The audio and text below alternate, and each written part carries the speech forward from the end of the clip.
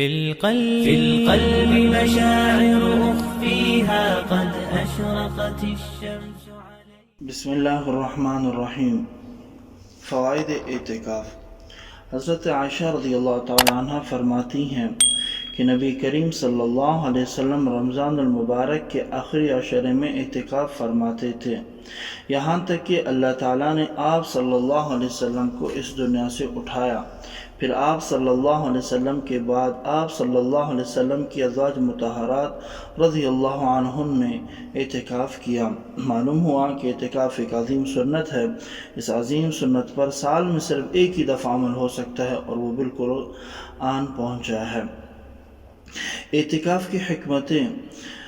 سب سے پہلی حکمت تو یہ ہے کہ اعتکاف میں انسان کو یکسوئی حاصل ہوتا ہے اور دل دنیا کے فکروں سے خالی ہو جاتا ہے.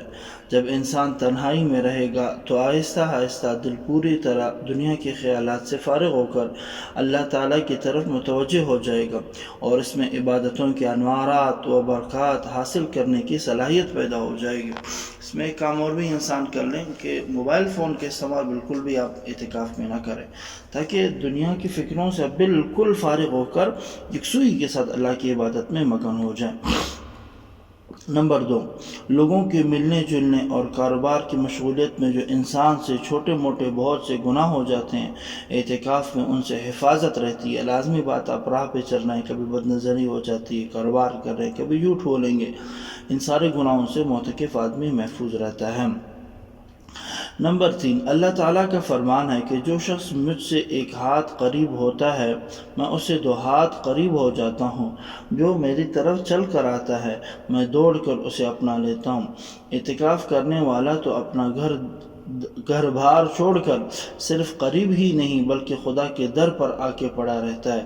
تو اب آپ اندازہ لگائیں کہ اللہ تعالیٰ معتکف سے کتنا قریب ہوگا اور اس پر کتنا زیادہ مہربان ہوگا. ایک قدم چلنے سے اللہ پاک 2 قدم آگے آتے ہیں. معتکف آدمی تو 10 دن اللہ کے در پہ پڑا رہتا ہے. تو آپ خود سوچیں کہ اللہ پاک کی کتنی مہربانیاں اس معتکف کے ساتھ ہوں گے. نمبر 4، شریف لوگ اپنے گھر پر آئے ہوئے مہمان کی عزت و اکرام کیا کرتے ہیں. تو کیا کریموں کا کریم، داتاؤں کا داتا اپنے گھر پر آئے ہوئے مہمان کی عزت اکرام نہیں کرے گا؟ سوچنے کی بات ہے نا. اللہ کے در پہ آپ پڑے ہو تو ضرور اللہ آپ کی اکرام کریں گے، آپ کی عزت سے نوازیں گے، اپنی رضا آپ کو دیں گے، اپنا قرب آپ کو عطا کریں گے. 5ویں حکمت یہ ہے کہ شیطان انسان کا قدیمی دشمن ہے، لیکن جب انسان اللہ تعالیٰ کے گھر میں ہے تو گھر گویا کہ اللہ کا جو گھر ہے وہ گویا کہ ایک مضبوط قلعہ ہے. شیطان اب اس کا کچھ نہ بگاڑ سکے گا. ویسے تو رمضان میں شیطان قید بھی ہوتا ہے، لیکن ایک جو نفس کی جو شیطانیاں ہیں نا، اس سے بھی اللہ پاک اس انسان کو محفوظ کر دیتا ہے، کیونکہ نفس ادھر ادھر گندے خیالات کی طرف مبتلا ہی نہیں ہو سکتا ہے کہ وہ ایک مضبوط قلعے یعنی کہ مسجد کے اندر ہے. نمبر 6، نبی کریم صلی اللہ علیہ وسلم فرماتے ہیں جب تک آدمی نماز کے انتظار میں رہتا ہے اسے نماز ہی کا ثواب ملتا ہے، اور اعتکاف میں یہ ثواب آپ کو فری میں مل رہا ہوتا ہے. فجر کی نماز پڑھی آپ وہیں پر ہیں، ظہر کی نماز پڑھتے ہیں، مطلب آپ کا سونا پینا جاگنا اٹھنا بیٹھنا ساری کی ساری عبادتوں میں شامل ہوتی رہتی ہیں.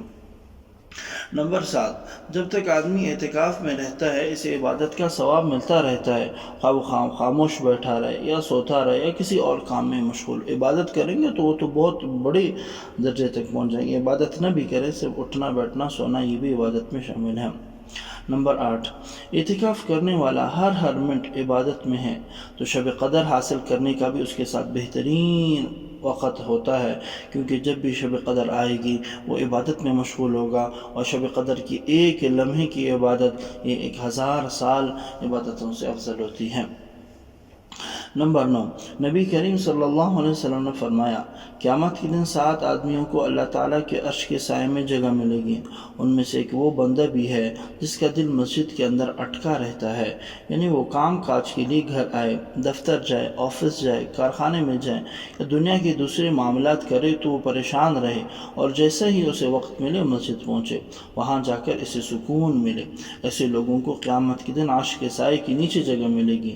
اور جو آدمی مسجد میں اعتکاف کی نیت میں بیٹھ جائے گا تو اس کو عرش کا سایہ بطریق اولیٰ ملے گا، اس لیے کہ معتکف آدمی کام کاج گھر بار سب چھوڑ کر ہمیشہ مسجد ہی کی عبادت میں مشغول ہوتا ہے، لہذا اعتکاف میں بیٹھنے کی بھرپور کوشش کرنی چاہیے، ایک ایک لمحہ اللہ سے قرب کا وقت آن پہنچائے، اور یہ ایسی عبادت ہے کہ پورے سال میں پر آپ کو کسی بھی جگہ میں پھر موقع نہیں ملے گا، کوشش کرنی چاہیے۔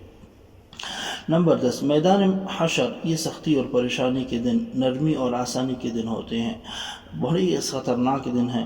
نبی کریم صلی اللہ علیہ وسلم نے ایسے اعمال کی تعلیم دی جن سے انسان مسجد میں بیٹھنے کا عادی بنے، مثلا فرمایا کہ جو شخص فجر کی نماز پڑھ کر اپنی جگہ پر بیٹھا رہے، سورج طلوع ہونے تک ذکر و عبادت کرتا رہے، پھر اگر 2 رکعت نفل پڑھ لے تو 2 رکعت پڑھنے پر اللہ تعالیٰ ایک حج اور ایک عمرے کا ثواب عطا فرمائیں گے۔ اسی طرح جمعے کے دن جو آدمی مسجد میں سب سے پہلے آ جاتا ہے تو اللہ تعالیٰ سب سے زیادہ انعام دیتے ہیں، یہاں تک کہ گزشتہ جمعے سے لے کر جمعے تک جتنے گناہ کیے ہیں اللہ تعالیٰ سب گناہوں کو معاف فرما دیتے ہیں۔ اب دیکھیں کہ ہم ترغیب ہو رہی ہے مسجد میں رہیں، ویسے انسان ہمیشہ باہر رہتا ہے لیکن معتکف آدمی ہمیشہ مسجد ہی میں رہتا ہے۔ فضائل بیان کرنے کا مقصد یہ ہے کہ ایماندار حضرات زیادہ سے زیادہ مسجد میں بیٹھنے کی عادت ڈالیں تاکہ اللہ تعالیٰ راضی ہو جائے۔